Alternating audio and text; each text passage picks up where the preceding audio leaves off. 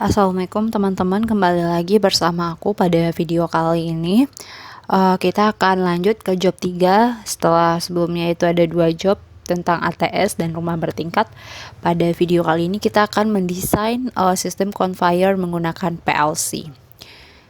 Nah, pada video ini nanti akan juga ada video full pengerjaan gimana caranya conveyor, akan aku upload setelah video ini. Oke, seperti biasa latar belakang dan tujuannya masih sama ya, designer, programmer, Visio, and SketchUp. Nah, ini kurang lebih penggambaran dari conveyor yang diminta, dimana di sini ada beberapa motor yang bisa menggerakkan. Ada motor 1, 2, dan 3 dengan masing-masing sensor. Jadi ibaratnya sensor ini adalah mata bagi motor ini untuk bekerja. Lalu di sini masing-masing motor itu dikontrol menggunakan PLC, di mana motor ini alias conveyor ini menggerakkan paletnya itu dari gudang A ke gudang B gitu. Kurang lebih seperti itu prinsip kerjanya. Nah, lalu sebentar, oke. Nah, lalu di sini ada beberapa jenis conveyor juga yang aku masukin. Yang pertama ada gravity roller conveyor, ada belt conveyor, ada wire mesh conveyor, dan plastic belt conveyor, serta bucket conveyor. Mungkin teman-teman bisa bayangkan ya gimana bentuk conveyor ini masing-masing, tapi yang sering terbayang sama kita itu conveyor seperti ini. Banyak ditemukan di pabrik, mulai dari makanan, kosmetik, otomotif, dan lain sebagainya. Rata-rata pabrik atau perusahaan itu sudah menggunakan conveyor sebagai pembantu mereka dalam bekerja. Nah, di sini yang menjadi kelebihannya itu, yang pertama, conveyor ini bekerja dengan cepat, lalu mengurangi biaya produksi, lalu juga menurunkan polusi udara, lalu memindahkan barang dengan banyak, lalu mengurangi angka kecelakaan kerja. Dan untuk komponennya sendiri masih sama. Di sini ada kontaktor, ya kan, MCB sebagai pengaman, timer atau delay. Ini materinya bisa teman-teman rubah sikit-sikit aja, karena nggak terlalu masalah kalau misalnya materinya mirip-mirip. Tapi kalau misalnya nggak ada materi yang berbeda, cukup materi yang sama. Ada kabel sama seperti sebelumnya, kabel LNA, lalu terminal strip, lalu ada panel, dan masih banyak lagi. Nah, ini di job 3 tentang conveyor, kita nggak ada timing chart karena dia bekerja secara bekerja secara terus-menerus alias continue. Jadi programnya pun dibuat seperti itu. Nanti tergantung sih berapa motor yang ingin digerakkan. Kalau di sini ada 3 motor ya, ada motor 1, 2, dan 3. Nah, nih prinsip kerja yang ingin dibuat itu pada conveyor ini, yang pertama adalah motor 3 itu selalu berputar memindahkan benda dari ruang penyimpanan ke conveyor 2. Jika sensor 3 mendeteksi adanya benda, maka motor 2 diaktifkan untuk menggerakkan conveyor 2. Nah, jika sensor 2 mendeteksi ada plat, maka conveyor 1 diaktifkan. 5 detik kemudian conveyor 2 dimatikan. Lalu jika sensor 1 mendeteksi adanya benda, maka conveyor 1 dimatikan. Motor 3 dimatikan menggunakan tombol power NC dibuka.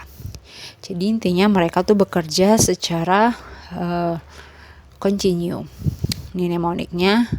Nah, ini penggambarannya secara terpisah ya teman-teman. Kalau misalnya teman-teman mau lihat lebih jelas, ini aku jelasin yang di materinya aja. Bentar. Nah ya, mana nih? Jauh ya. Bentar ya guys. Nah ini. Nah, intinya prinsip kerjanya adalah di sini kan ada sensor sama motor. Ketika motor benda ini berjalan gitu ya sampai di motor 3, lalu si sensor 3 ini mendeteksi ada benda. Lalu sensor 3 ini mengaktifkan motor 2. Kan barangnya itu lanjut jalan karena motor 2 telah aktif. Setelah motor 2 ini terus jalan, itu ketika barangnya sudah sampai di titik ini, maka sensor 2 akan aktif dan mengaktifkan sensor motor 1. Ketika motor 1 sudah aktif, 5 detik kemudian motor 2 ini mati. Sehingga mengaktifkan mati gitu ya. Sehingga barangnya itu sampai di sini. Maka ketika mereka sampai di sini, sensor 1 aktif. Ketika sensor 1 aktif, itu untuk mengaktifkan motor 3. Begitu selanjutnya. Jadi ibaratnya mereka tuh bekerja secara bergantian. Sensor 3 mengaktifkan motor 2, sensor 2 mengaktifkan motor 1, dan sensor 1 mengaktifkan motor 3. Oke ya. Oke, kita masih lanjut. Di sini ini leader diagram, ini mnemonic, dan ini gambarannya. Kalau di desainer itu digambarkan secara terpisah karena ya kurang lebih sama sih, tapi agak berjarak. Dimana ketika motor 3 aktif gitu ya, benda akan berjalan, sensor 3 akan aktif mengaktifkan motor 2. Ketika motor 2 aktif, sensor 2 mendeteksi benda, motor 1 aktif. Ketika motor 1 aktif, sensor 1 mendeteksi benda, maka motor 3 aktif, dan itu berkelanjutan. Nah, ini untuk rangkaian kontrolnya. Jadi karena mereka saling berkelanjutan ya seperti ini gambarnya. Dan ini untuk pengawatannya. Karena di conveyor itu rata-rata menggunakan motor 3 pas, jadi penggambarannya seperti ini. Dan ini untuk gambaran panelnya. Dan ini untuk isi panel di conveyor belt. Nah, ini penutupnya. Maka dari project ketiga mendesain conveyor dapat disimpulkan bahwa yang pertama, conveyor belt digunakan untuk memindahkan barang dari satu tempat ke tempat lain, misal dari bandara atau pabrik, gitu ya. Yang kedua adalah tombol merah pada bagian desain conveyor belt berguna untuk off atau mematikan semua sistem yang berjalan, sedangkan yang on itu mengaktifkan motor 3 saat diaktifkan. Lalu, jika sensor sudah diaktifkan sesuai dengan sistem, maka untuk mematikan ditekan tombol off berwarna merah.